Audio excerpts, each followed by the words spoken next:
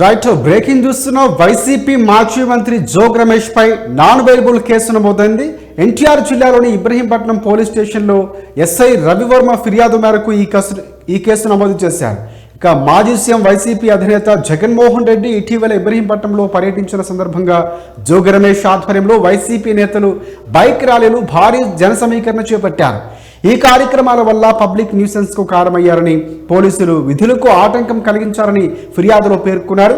ఇక జన సమీకరణ చేయొద్దని అంతకుముందే జోగ్ రమేష్కు పోలీసులు నోటీసులు కూడా జారీ చేశారు.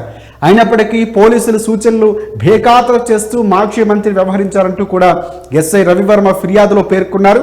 ఈ క్రమంలో జోగ్ రమేష్ పై బైక్ ర్యాలీ, అలాగే పబ్లిక్ న్యూసెన్స్, పోలీసు విధులకు ఆటంకం కలిగించి తీసుకురావడం వంటి అంశాలకు సంబంధించి నాన్ బెయిలబుల్ కేసు నమోదు చేశారు పోలీసులు.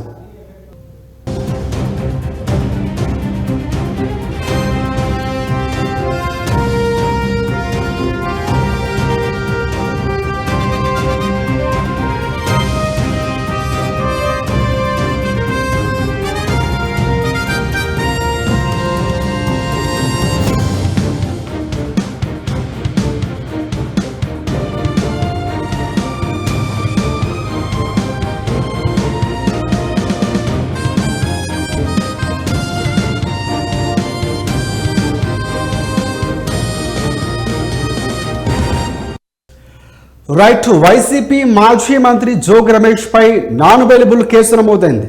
ఎన్టీఆర్ జిల్లాలోని Ibrahimpatnam police station SI Ravi Varma ఫిర్యాదు మేరకు ఈ కేసు నమోదు చేశారు పోలీసులు.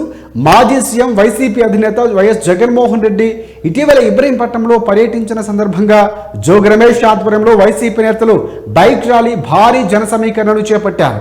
ఈ కార్యక్రమాల వల్ల పబ్లిక్ న్యూసెన్స్కు కారణమయ్యారని, పోలీసులు విధులకు ఆటంకం కలిగించారంటూ ఆ ఫిర్యాదులో పేర్కొన్నారు. ఇక జన సమీకరణ చేయొద్దని అంతకుముందే జోగ్ రమేష్కు పోలీసులు నోటీసులు కూడా జారీ చేశారు. అయినప్పటికీ పోలీసులు సూచనలు బేఖాతరు చేస్తూ మాజీ మంత్రి వ్యవహరించారని ఎస్ఐ రవివర్మ ఫిర్యాదులో పేర్కొన్నారు. ఈ క్రమంలోనే జోగ్ రమేష్ పై బైక్ ర్యాలీ, పబ్లిక్ న్యూసెన్స్, పోలీసుల విధులకు ఆటంకం తీసుకురావడం వంటి ఆరోపణలపై నాన్ బెయిలబుల్ కేసులు నమోదు చేశారు పోలీసులు.